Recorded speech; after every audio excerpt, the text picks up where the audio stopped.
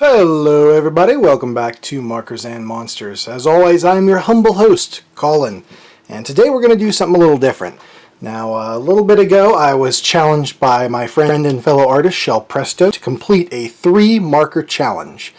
Now, this is pretty cool. What this is you randomly select 3 markers, or you can do this really with anything, 3 paints, 3 colored pencils, whatever it is, but 3 markers in my case at random, and you create a piece of art using only those 3 markers. So in the spirit of this thing, once we select our markers, which I'm going to do here in a moment, I'm going into a blank piece of paper with no game plan. There's no pencil drawing I'm doing first or ink over top. It's just going to be just the markers, and we're going to like shake the apple tree of my subconscious and see what rolls out here.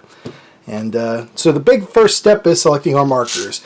Now you're looking at a Copic color chart, which is anytime I buy a Copic marker, I kind of fill it in on this in its little square. I don't know if it's reading on the camera, but all of these have little number and letter designations, and that way you can kind of see what your marker looks like.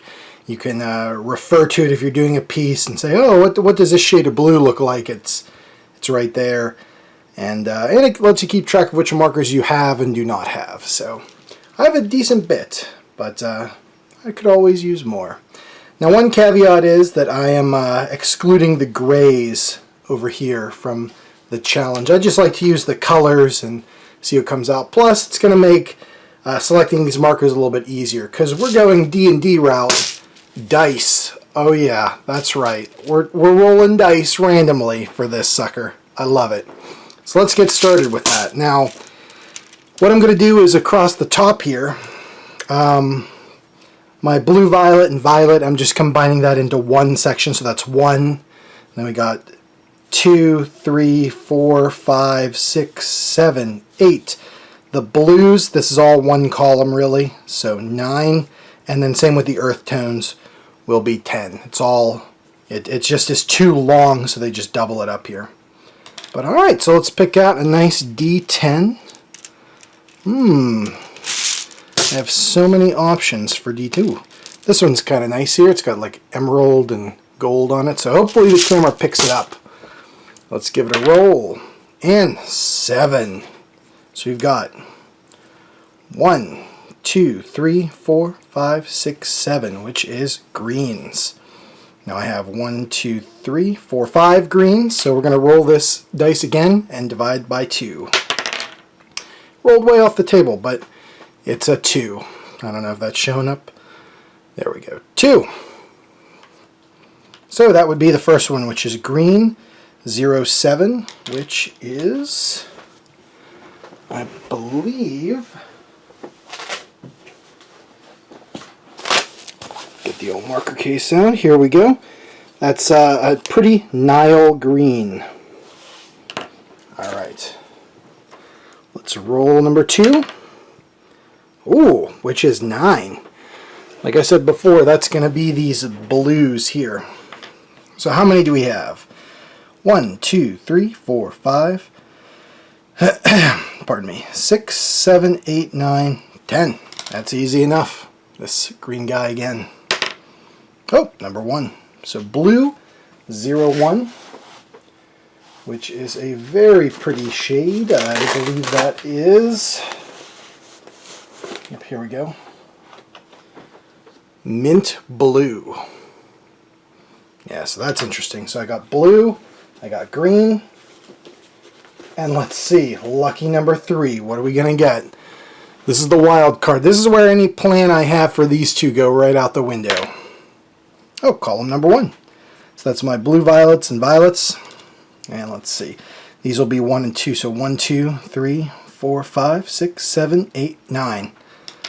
Okay, so since I don't have a 9-sided die or an 18-sided die or 27-sided die, I'm just going to roll the 10 again. And if I get a 0, it's a re-roll. 5. 1, 2, 3, 4, 5. V22. It's a relatively new one for me. I haven't had it that long. It is Ash Lavender. So What a weird combination here. I'm puzzled as to what I'm going to do. We've got Nile Green, Mint Blue, and Ash Lavender. So, interesting. Alright, well, we're rolled up, and without further ado, let's get started. Give me just 1 second. I will pull out a piece of paper, and we'll get going. Alrighty. Unlike some of the other Markers and Monsters episodes, this one I'm not going to speed up the film at all, so it's just going to be kind of a live drawing. So as I'm sitting here and starting to draw and do whatever, I'm just going to be talking at the camera. So I'm not going to do the recording after or anything like that, so you can kind of go through my thought processes here. So, yeah, okay. Oh boy, this is kind of hard. This blank piece of paper is staring me down. I don't know what to do. And looking at these colors, it's really hard to make a game plan, as it were. But I don't know. Let's just get started, right? So, whenever I'm like at a kind of a loss, like I am now, it's kind of nice to just kind of make like some doodles and stuff like that. Like not really a game plan, but if I start making marks, I can kind of start to see like, oh, that's going to come into this. So let's do some like kind of wavy lines here with the green. All right.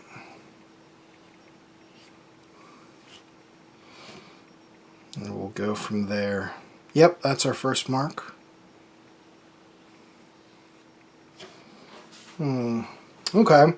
So right now it's kind of feeling like tentacles to me. I don't know. Maybe I'm just crazy. I don't know. But let's keep doing these things. So that's cool. Okay. Maybe fill in just a little bit more. So okay. So these are tentacles. It's a good start, I suppose. It's as good as anything. But tentacles of what is the question, isn't it? Tentacles of what indeed? Alright, here.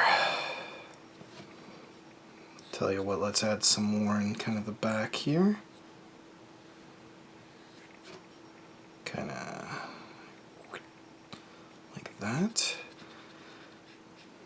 And that's kind of weird. I when I drew that first line, I kind of did it off to the left side of the paper here. So now I'm not sure. Like if this was in the center of the paper, it would be one thing, but this is kind of leaning off to one side. So that's making me wonder what exactly is happening here.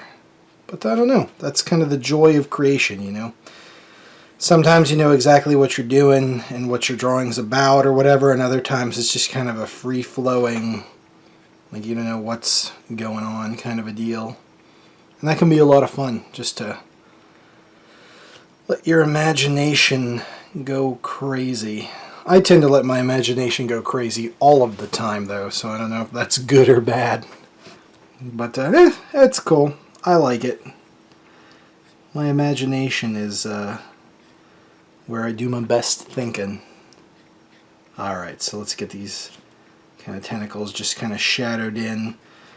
And one thing that you're going to see with this drawing that I'm doing here, I can tell you right now, is that especially with the Copics, as you add more color, like you're going over the same areas, they get darker and darker.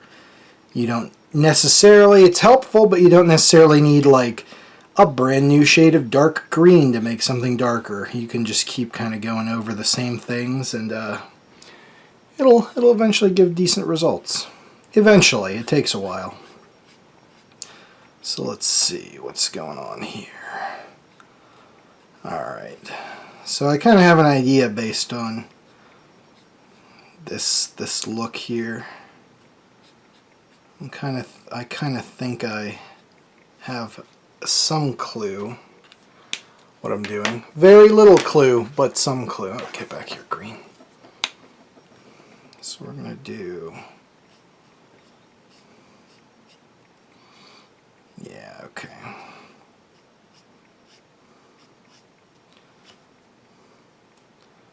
So we're going to do kind of a octopus mermaid lady. That sounds cool, right? I guess. I don't know. You tell me. You be the judge. But just kind of adding in some little kind of sketching it out.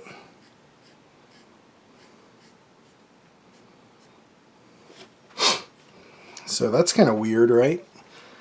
I don't know why I chose to do the purple for her body. I thought maybe just like a different skin tone would look kind of interesting, but I don't know.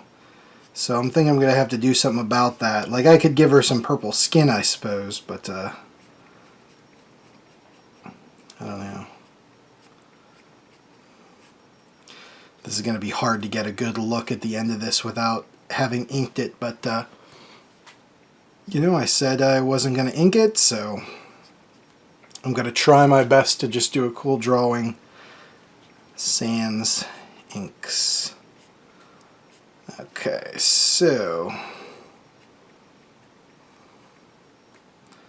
I'm going to give her like a weapon here, because yeah, she's already got the tentacles, which is pretty neat, but let's give her like a spear or a trident. Let's make her like a warrior octopus lady thing. Sound good? I think so.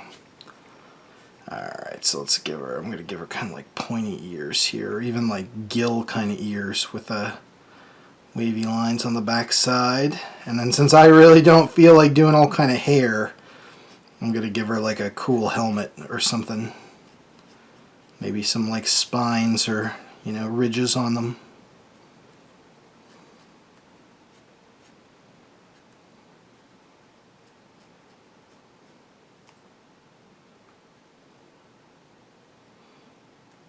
Do some lips there. Little nose. Okay, that's interesting. Alright, so I used green, I used purple. Let's keep going with this. I think I'm going to carry some of this green. Let's give it just a little bit with some highlight areas along the side here. And you know what, another thing I want to do is just like these little lines for the rib cage here, so you can kind of get some definition on the body, so it's not just like a blank look. But yeah, so we're gonna add some like scale looking dealies in here like this, like so.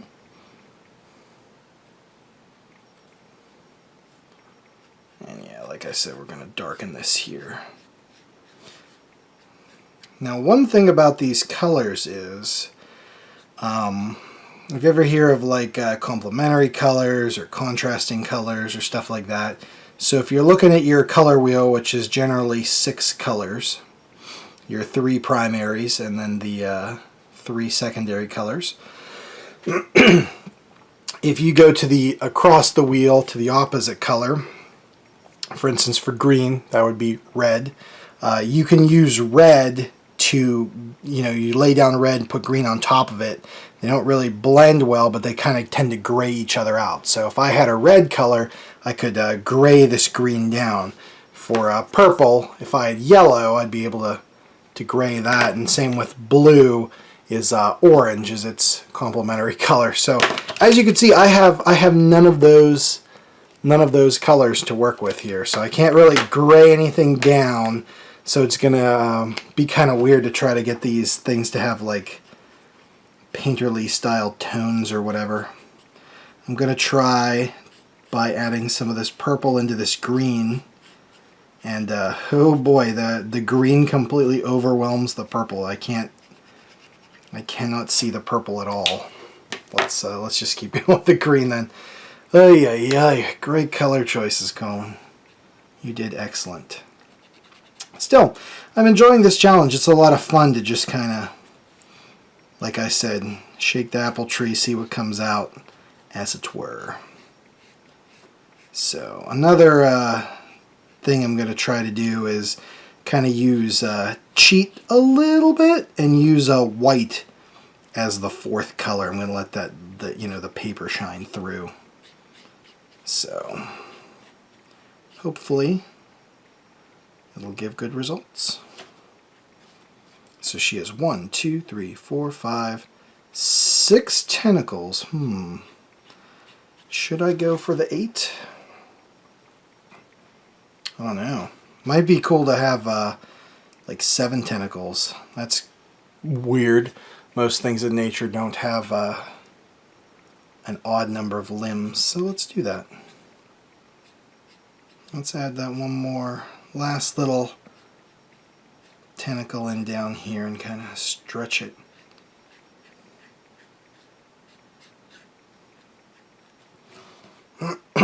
Interesting. Okay, let's add some green here to this purple just very lightly. Just maybe enough to kind of shadow her a little bit. But we don't want, like I said, that green to become the dominant color up here. We'll use the blue as well coming up. I don't want to just save that for, say, like it's only the water in the background. I assume it's water she's in. You know, that's something interesting too. Maybe she's like floating in the air. Maybe she's like an air octopus lady. I don't know. Sky's the limit. Ooh, pun intended. If you can't tell, I don't know what I'm doing, so I'm rambling. Please enjoy this video of me just losing my mind. Nah, it's all good. Alright.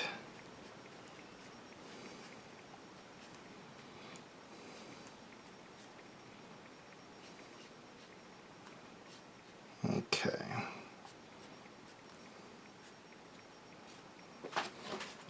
Yeah, that's not too bad right there. Let's start adding in some of this blue, seeing what comes up. Oh, and for you prudes out there, don't worry, I'm going to give her like clothing. I'm going to cover her up, so no worries. Before anybody says anything, no worries.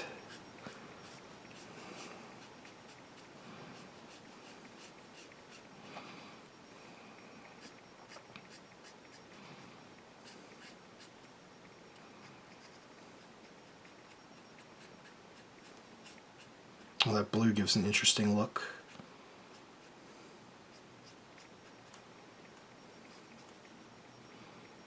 On there.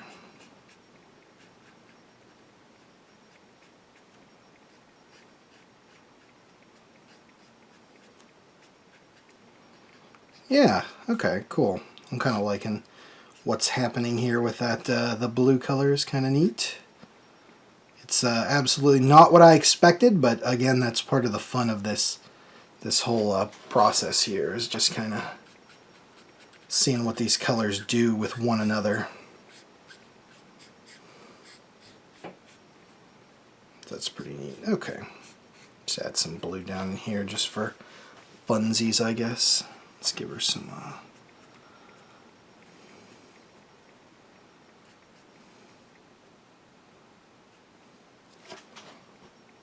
blue down there. Neat.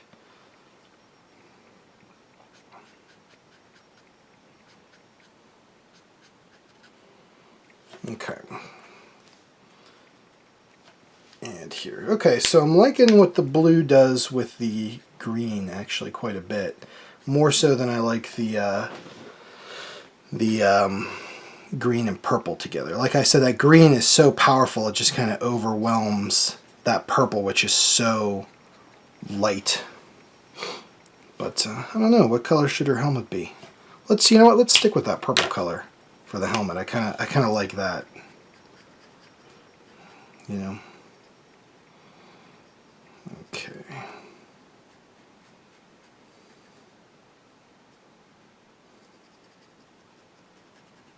There we go.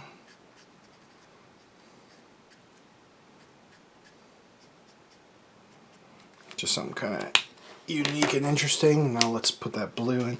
And hopefully this is all coming up on the camera for you guys. As I'm doing this, I'm kind of glancing up into the camera on occasion, but You know, I'm not entirely sure what's showing up really well and what's not, and what you guys are able to see, and so hopefully it's looking okay. Alright, let's give her her little bra thing here. Since she's a warrior, you know, warrior women in fantasy movies and stuff, you gotta get that like armored bra, because that's gonna be super helpful in combat, you know.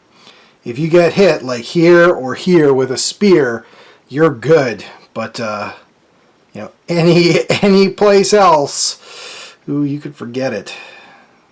But still, it's the cliches of the genre, you know. So let's just kind of get that, just kind of quickly add it in there.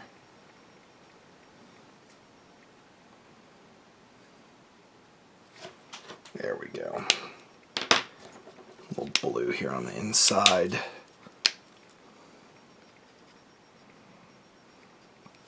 There we go. Cool. All right. So what's next? Probably that spear or trident or whatever she's going to be holding here. Or actually, you know what? No, I've changed my mind completely on that. Just the way her hand is, didn't look like a spear thing. I'm going to use purple for this. Let's give her like a weird style, like Flash Gordon or Buck Rogers style, like blaster or phaser or something. This is already pretty kooky and kind of pulpy, like the old pulp magazines, which I love looking at the art and stuff like that. You know, like weird science fantasy, or you know, Weird Tales is kind of more along the lines of often like horror genre. But hopefully you know what I'm talking about. Hopefully you get the references and stuff. So if you don't, that's cool too. I hope maybe I have piqued your interest and you go look stuff up like that, pulp magazines and the artwork that they have.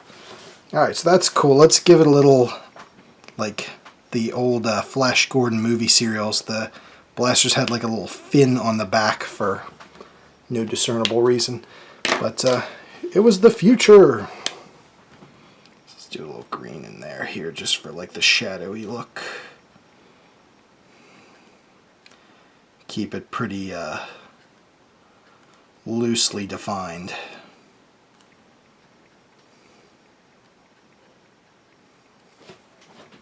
Alright, cool. Let's give it a little blue on the fingers here.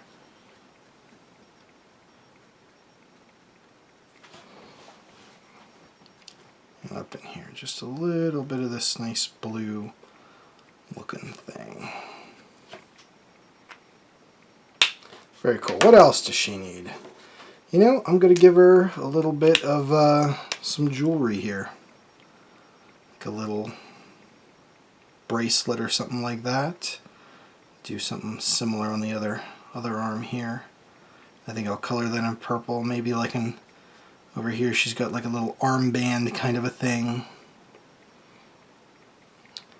You know what? I was going to give her like a necklace or like a little, like a choker, or you know, something around it. I kind of like the neck as it is, so we'll just stick with the jewelry where it's at here. Oh, wisteria. Give that bling some color, you know. Okay, cool. So this is turning out kind of weird. I like it. I like where I'm going with this. Little eyeball under there. Great. Alright, cool. So she's like in. What's next? That is the million-dollar question. So what's her environment going to be in the back? And I really have to think about the color choices for the environment too, because like down, I was thinking about doing like kind of a futuristic-y looking city down here, something like that, but you know what, if I do it, it's going to have to kind of be all very indistinct in shades of, like, I would say the purple would probably be the best for that, because I really, if I do it green or even this blue, it could interfere with the tentacles down here, and I kind of want to keep those nicely defined, so I'm going to have to use a definite lighter color down there. Just shading some blue here. I thought it would look cool. Yeah, you know what? Heck with it. Let's do that. Futuristic looking city. So I'm just going to kind of keep it very indistinct and kind of light. So let's start with some, and as I said before, I'm going to keep trying to use like white as a color. I'm going to try to do this too at like an angle of sorts, so it's kind of skewed. The Dutch angle, like Battlefield Earth. Alright.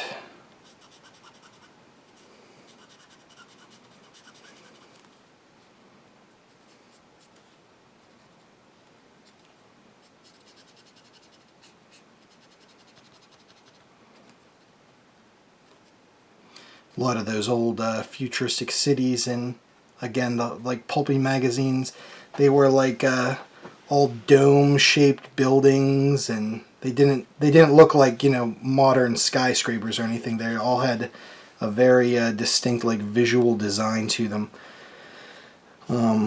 Like I said, a lot of like dome-shaped buildings, lots of buildings with interesting like caps on them and stuff like that. So kind of going for that vibe a little bit here. Keep it real pulpy, which I love that.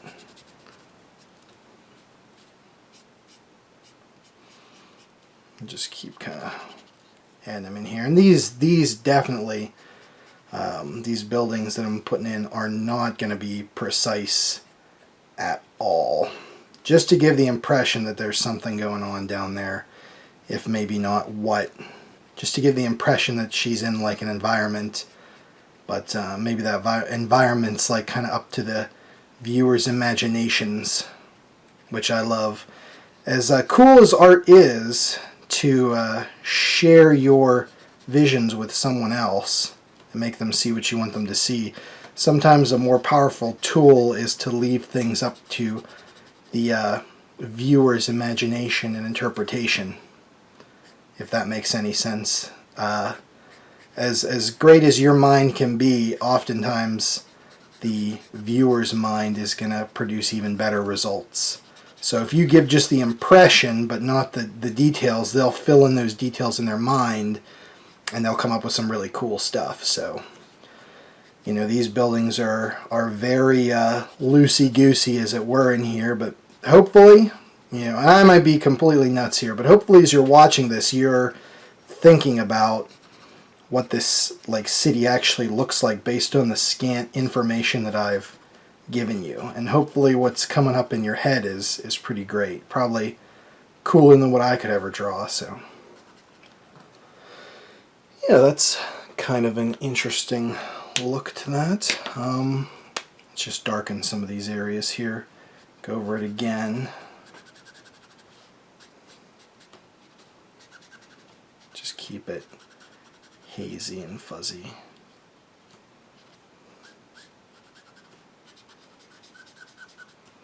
Hopefully you guys can even tell that they are buildings down here. You know? Okay. So that's cool. Okay, so now we have the big problem of this giant negative white space behind her. And oftentimes that like white space, you can just kind of leave it go. But I don't know. I don't know if I'm going to fill it in or not here. I think I'm just going to kind of keep poking around and playing. This green is nice to kind of outline with, especially since I'm not doing the inks. You know. And for the shadows here, let's give a little more into her octopus tentacle lower body.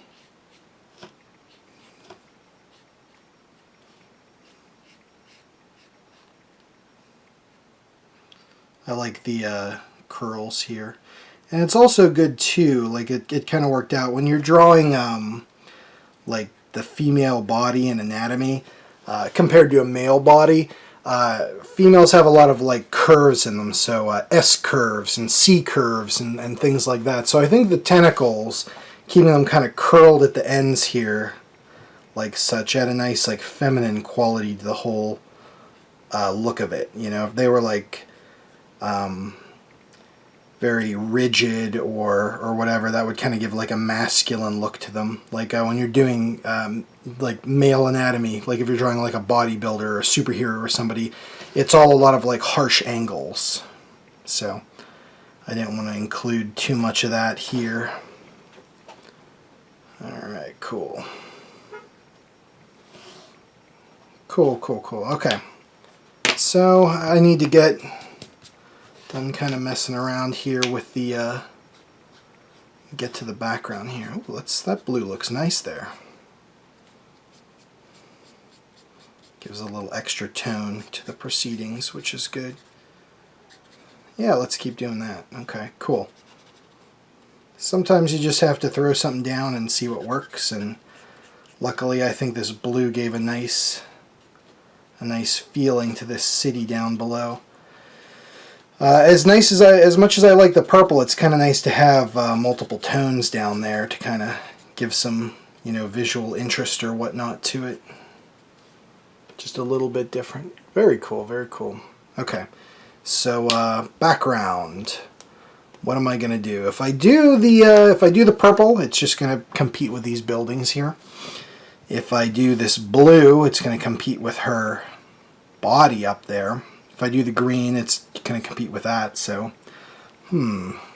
interesting. Let's see.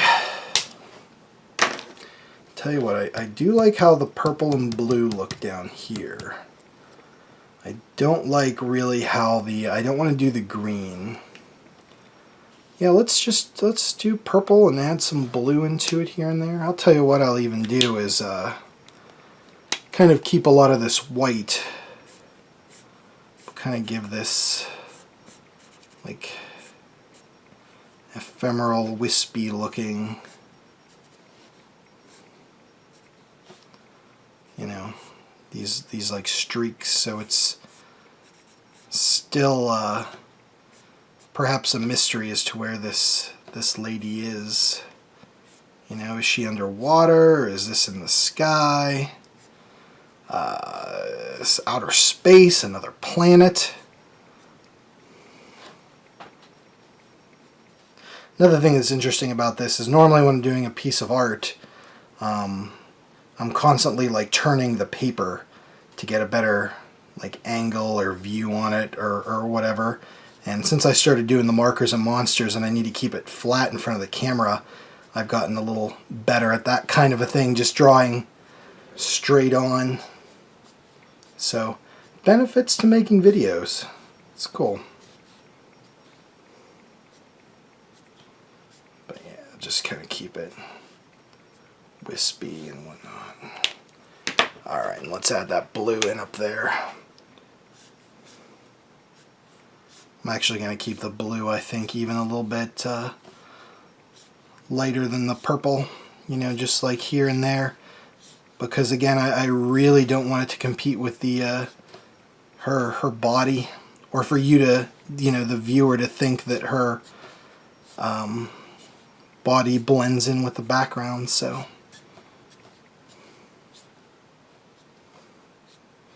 yeah, that blue and purple I think works well together.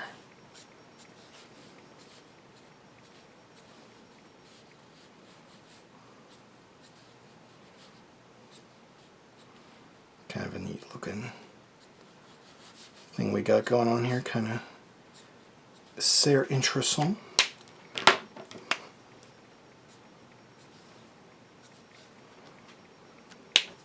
Neat. Okay.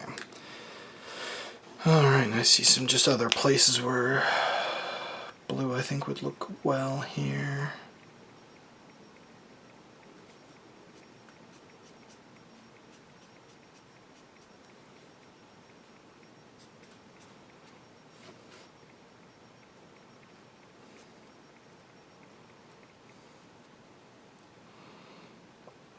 Neat. Okay. And anything else that we want to do with this? I don't know. Just a little green here as a shadow area.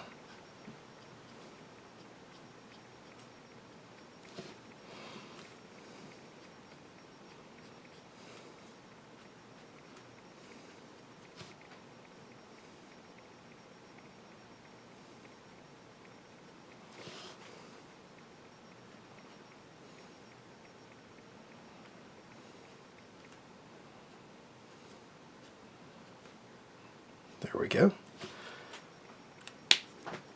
Alright, cool. Here we go. Yeah. Alright, cool. So, yeah. That was a lot of fun, and I don't know. It was a fun challenge, and I think this turned out pretty well. It was kind of fun to do, and just a unique little piece of art. So I really enjoyed myself doing this. Hopefully you guys enjoyed watching it. I wasn't too horribly boring or rambling for your tastes. But if you guys have any other challenge ideas for me, or things you'd like to see me do or attempt to do or whatever, please let me know. I will leave you off with a picture of the scan. So that's coming up here right now. So again, big thanks to Shell Presto for the challenge request. Thanks. She's also an artist, and I'll throw information regarding her and her stuff in the description. So, alright, scan's coming up for you guys. Take a look at. And that's it for me. Thanks for watching, and have a great day. Keep drawing. Bye.